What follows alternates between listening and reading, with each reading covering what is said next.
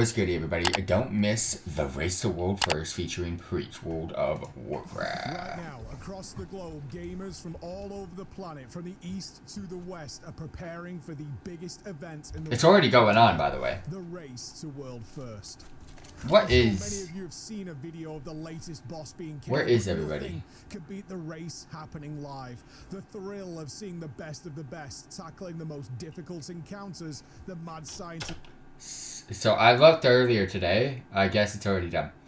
Speaking of Race to World First, I'll spoil it at the end. I'll spoil it at the end. Blizzard can conceive. It just recently finished. Alright, cool. I just realized. 2% between them on that final boss, while hundreds of thousands of live fans cheer them on. The liberation of Undermine, rife with the craziest goblin tech imaginable, is going to test them to their limits, and with a concealed dungeon journal for the final boss, secrets are sure to be revealed. However, the glitz and glamour of the current Race to World First isn't where it began, of course. In fact, it began long before the phrase streaming was ever uttered. My name is Preach, and I've been a part of the Race to World First since it began, and I am going to take you on a journey of how killing raid bosses became one of the most watched live gaming events in the world. So join me and Chromie as we take you on a journey back in time. I can't wait to get back into Classic. I've been missing it, but it's just been so much patch 11.1 content for me. WoW has taken the world by storm. Millions of long-time and first-time MMO players are signing up, and yes, back then the race existed, beginning with Realm First. We just had no idea what was going on inside those dungeons. WoW's raid bosses are legend, but we had to live on the official forums. Refreshing to see what bosses had died, and if the next one hadn't died for days or Wait. This is Death and Taxes killed the only thing preventing them to reach Lady Vash. Actually, they already killed it last week, according to them, which explains the 4 loops in the screenshot. Wow. Death and Taxes, bro. Hold up. Death and Taxes. Are they even around anymore? That's an old-time guild. Refreshing to see what bosses had died, and if the next one hadn't died for days or even weeks, well, why not? We had no idea. Raiders wouldn't share any info publicly. In fact, they had an unwritten rule not to show the video of the world first until at least 3 guilds had downed it. And because of that, we missed some incredible moments that would have changed the landscape of raiding as a whole. When Naxxramas scorched the skies, guilds didn't even know which wing to start with or where other guilds had started. Which bosses are easier than the other ones? As the raiders spread out, it was... Now what's a bit lame is you get the same shit. Like, it's the same thing through every, I mean, PTR, you got the test servers, everybody already knows what they're doing going into it, so it is kind of dead. I used to endgame World of Warcraft way back. Late Burning Crusade, Wrath of the Lich King, Cataclysm were my no-life 5 to 7 days a week raiding days. Known guilds, probably the most known guild was Gentleman's Club on Korgath. That was probably the most known guild I was in. That's a top 5 raiding guild. I'm talking worldwide, not just US. Gentleman's Club, big things. Conviction, Team Rocket. Conviction was probably my second biggest. We were server first type of vibes. We weren't like, we were top like probably 50 worldwide. Conviction. Otherwise, we were number 1 server wise. That was our pride, but our server was kind of dead. Gentleman's Club and Conviction were probably the top 2 guilds that I was in. Team Rocket.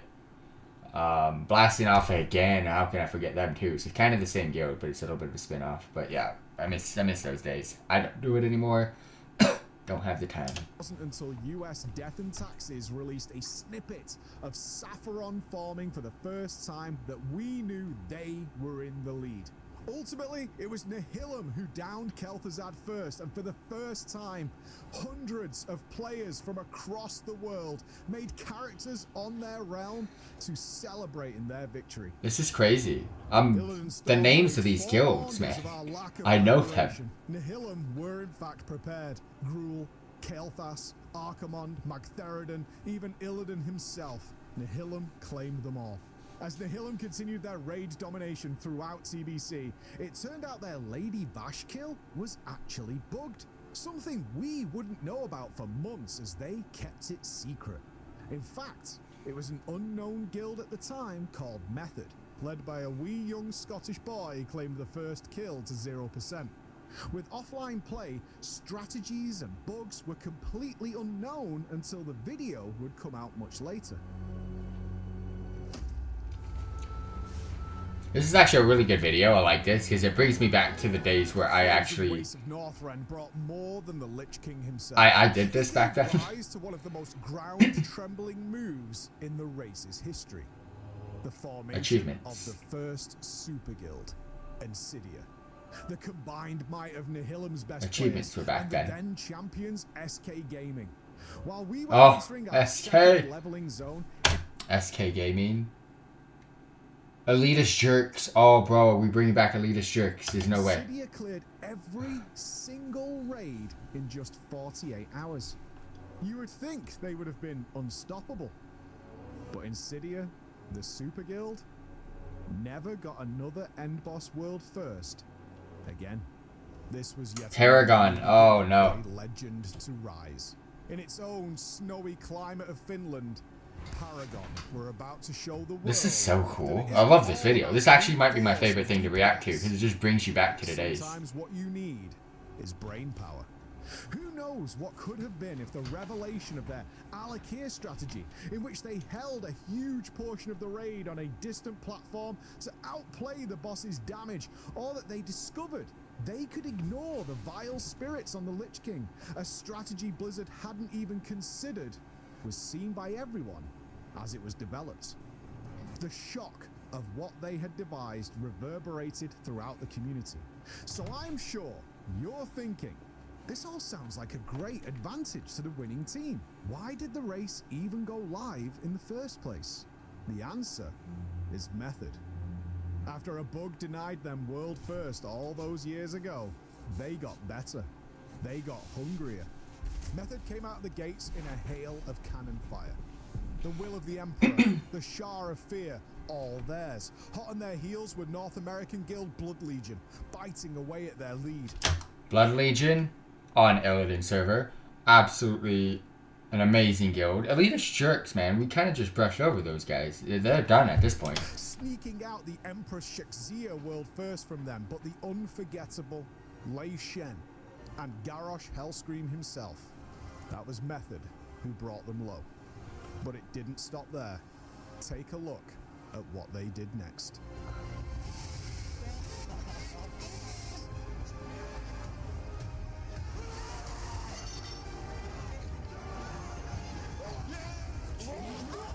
Oh, Exorcist. I remember them.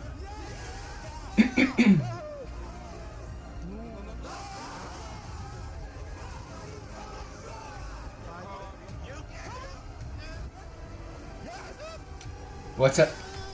So back in the day, we had actual world first races. Like, we had Method, Elitist Jerks, Gentleman's Club, Paragon, Method. You had all these guilds that were fighting for world first.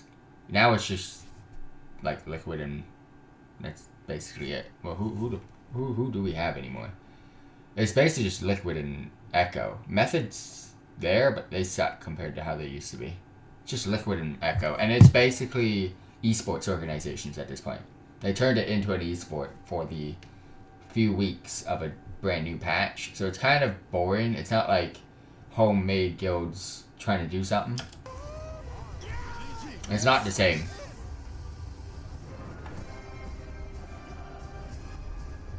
It is not the same anymore. That's what's up. Old school world first races. Method became the king of kings. They lost only 4 out of the 13 raid tiers and seemed almost invincible. The timing of this moment just seemed right. We've missed out on a lot, by the way. Needed to be taken to the next level. At the same time, the landscape of gaming had changed. Streaming games was now commonplace, and some guilds had begun leaking their world third or second kills early. And so the Race to World First event was born. What a risk this was. Method were going to stream everything, every pull, every strategy, every communication live, and the big question was, if everyone else knows what to do immediately, would their grasp on the championship slip away? No, because who fucking cares? They're doing it live. It's not like another guild can automatically copy what they're doing extremely live. Yes, if their strategy sucks and another one perfects it a little bit better, then that's of course the case, but that's just how everything is. So the fact that them streaming it doesn't make a difference. I don't get why they keep bringing that up. And kill the whole concept of the Race to World First at the first hurdle.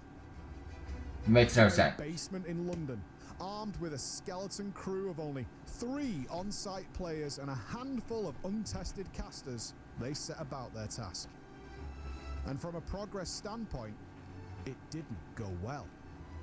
Method only picked up 1 world first kill on the way to the Big Bug Gahoon. Why's that? Well, another guild, as always, saw an opportunity. They knew they had the skill. So what if they gave the race the time and effort needed to compete? Led by an ambitious American Team Liquid! Maximum, the guild Limit played their hearts out and actually reached the final boss first. As expected, Gahoon was no pushover, and through attrition and strategic choices, live, in front of hundreds of thousands of people, Method did this.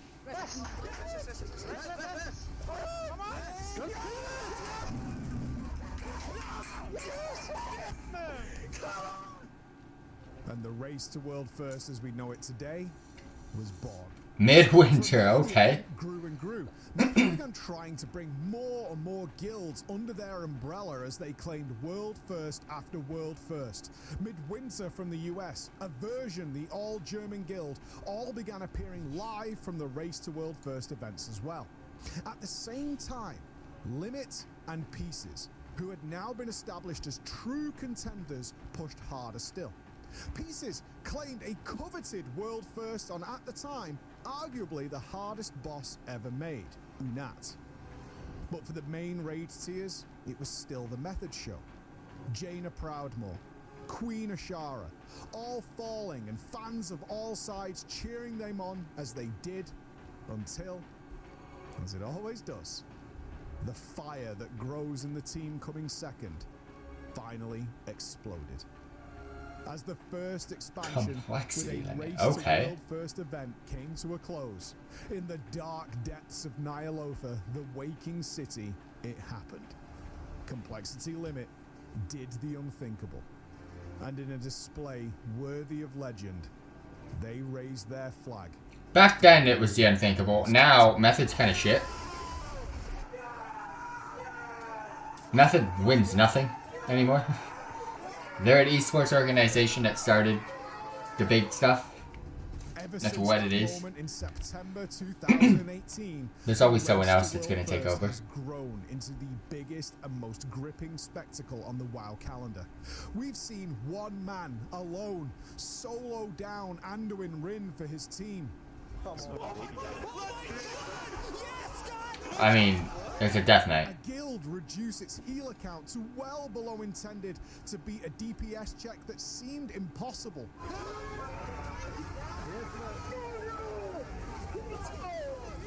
Our beloved queen not die when she was supposed to. Please. What? Please. Mighty dragons doing mechanics that would seem impossible to beat fall to the floor. Gone out! They're going to do it! They've done it! They are your new Dragonflight champions! They've walked through Hellfire and have come out on top! And it's not just the established names at the top. No doubt the scorched earth left in the wake of Team Echo and Team Liquid is talked about the world over, but if I've shown you anything throughout this brief look at the race, it's that no king rules forever. Every tier and name rises further each time, be it instant dollars, melee mechanics, who all managed to grab world first in the last tiers, or Team Method re-climbing the ladder and currently standing in 3rd place. Or whether once again the East will rise as they have been working hard to do, never surrendering, never giving up, such as Tindril Sage Swift, where the guild's skyline clocked in over 1,000 attempts before it finally fell. All the emotions, the ups and downs that players go through in our favourite game are on display, and we share in their joy and their sadness. But we also share in their memes. Whether Young Dip hits a skip, or a mid-tier giant crab, which should die in an hour to these guilds, becomes a real, true nightmare. Or it's raising hundreds of thousands of dollars for charities that are relevant to gamers. These moments are worth every minute live. The Undermine approaches and the secrets will be revealed. Whatever Blizzard has cooked up for this Race to World First is going to be incredible. And I hope you join me to be there live to find out what it is as it happens alongside those players.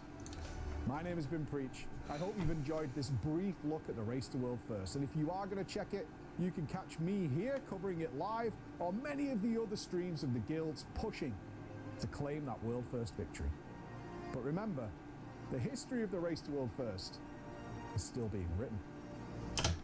I was a part of the actual history, but not the current.